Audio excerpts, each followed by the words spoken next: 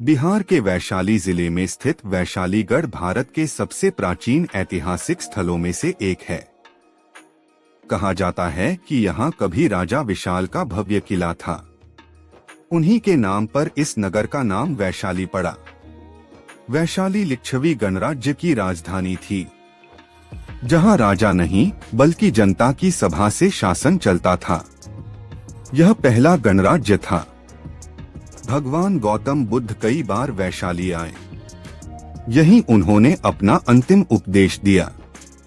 वैशाली में ही बुद्ध ने अपने महापरिनिर्वाण की भविष्यवाणी की थी।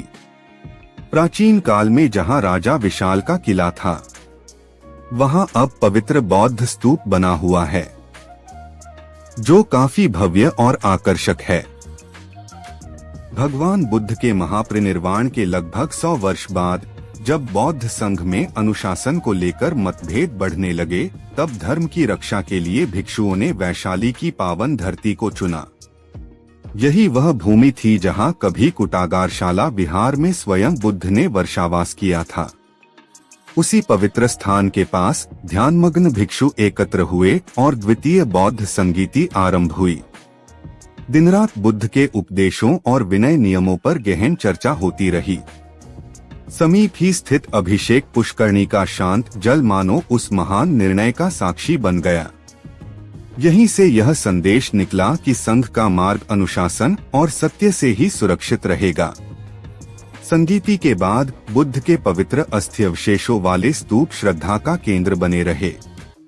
आने वाले युगों में सम्राट अशोक ने वैशाली पहुंचकर बौद्ध धर्म के सम्मान में विशाल अशोक स्तंभ स्थापित कराया, जो आज भी उस महान इतिहास की गवाही देता है। चारों ओर बने भिक्षुओं के विहार, जहां कभी संगीति में शामिल साधु रहते थे, आज भी खंडहरों के रूप में मौन कथा कहते हैं और वैशाली संग्रहालय में सुरक्षित अवशेष बताते हैं कि यह कोई कल्पना नहीं बल्कि इतिहास की सच्ची घटना है। इस प्रकार वैशाली केवल एक नगर नहीं बल्कि वह भूमि है जहां बौद्ध संगीति ने धर्म को दिशा दी और जिसकी छाया आज भी स्तंभों, स्तूपों और विहारों में जीवित है। सम्राट अशोक ने वैशाली को बौद्ध धर्म की एक पवित्र भूमि मानते हुए यहाँ एक विशाल और भव्य अशोक स्तंभ का निर्माण करवाया। यह स्तंभ भगवान गौतम बुद्ध की स्मृति में बनवाया गया था, क्योंकि बुद्ध ने वैशाली में अपना अंतिम उपदेश दिया था।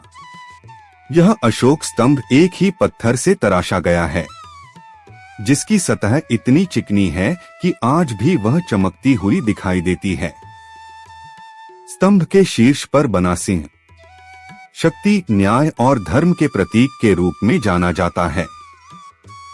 हजारों वर्षों बाद भी यह स्तंभ वैशाली की धरती पर बौद्ध धम्म और सम्राट अशोक के संदेश को मौन भाषा में पूरी दुनिया तक पहुंचा रहा है। आज हमें वैशाली में जो टूटे हुए खंडहर दिखाई देते हैं, ये खंडहर किसी साधारण इमारत के नहीं हैं, बल्कि वे पुराने विहार, सभा स्थल और स्तूपों के अवशेष हैं, जहां कभी भिक्षु रहते थे, ध्यान करते थे और धम्म पर चर्चा करते थे। इन खंडहरों के बीच खड़ा है सम्राट अशोक का अशोक स्तंभ। यह स्तंभ आज भी लगभग उसी हालत में खड़ा है जैसा हजारों साल पहले बनाया गया था। स्तंभ के ऊपर सिंह की आकृति है, जो शक्ति, शांति और धर्म का प्रतीक मानी जाती है। सम्राट अशोक ने बुद्ध के संदेश से प्रेरित होकर वैशाली में यह स्तंभ बनवाया, ताकि आने वाली पीढ़ियां जान सकें कि यह धरती अहिंसा, करुणा और शांति की भूमि रही है। आज भले ही महल और विहार केवल खंडहर बन गए हों, लेकिन वैशाली की मिट्टी में अब भी बुद्ध के उपदेशों की गूंज महसूस होती है। जब कोई श्रद्धालु या यात्री इन खंडहरों और अशोक स्तंभ को देखता है, तो उसे लगता है मानो इतिहास आज भी चुपचाप अपनी कहानी सुना रहा हो। वैशाली हमें यह सिखाता है कि धर्म, शांति और समानता कभी नष्ट नहीं होती। वे समय के साथ अमर हो जाती हैं।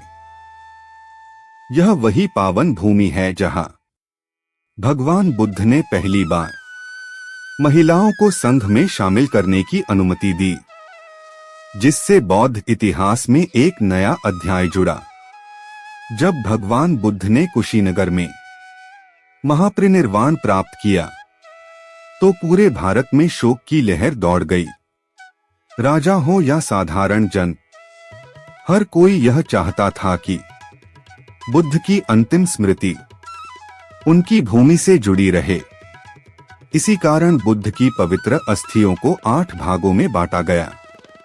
हर भाग उस राज्य को दिया गया जो बुद्ध के विचारों और करुणा से जुड़ा था। इन 8 भागों में से एक भाग वैशाली के लिच्छवी गणराज्य को मिला। यह कोई साधारण सम्मान नहीं था।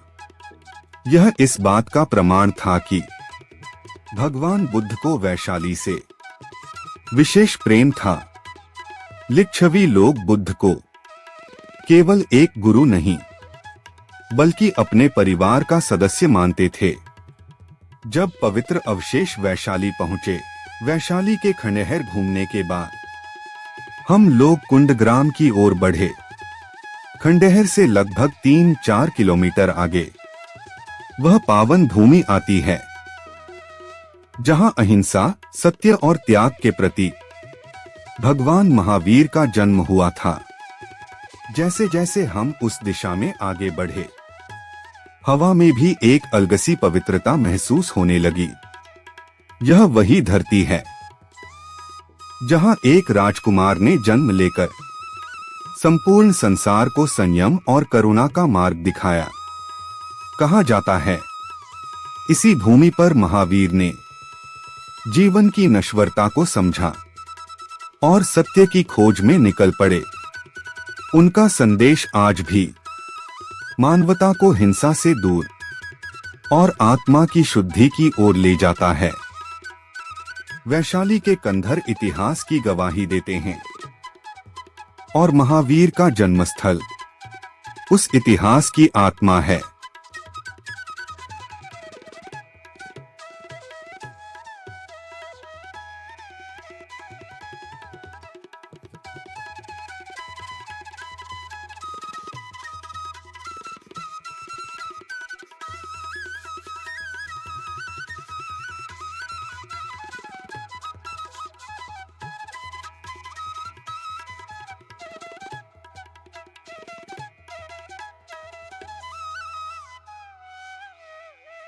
वैशाली की पावन धरती पर स्थित पंचमुखी मंदिर आस्था और रहस्य का अद्भुत संगम है।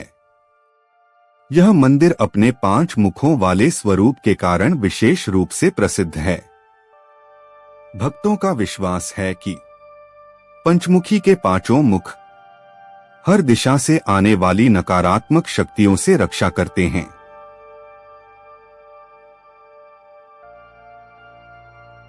यह सिर्फ एक यात्रा नहीं थी, यह आत्मा को छू जाने वाला अनुभव था। जहां कदम धरती पर थे और मन शांति के मार्ग पर,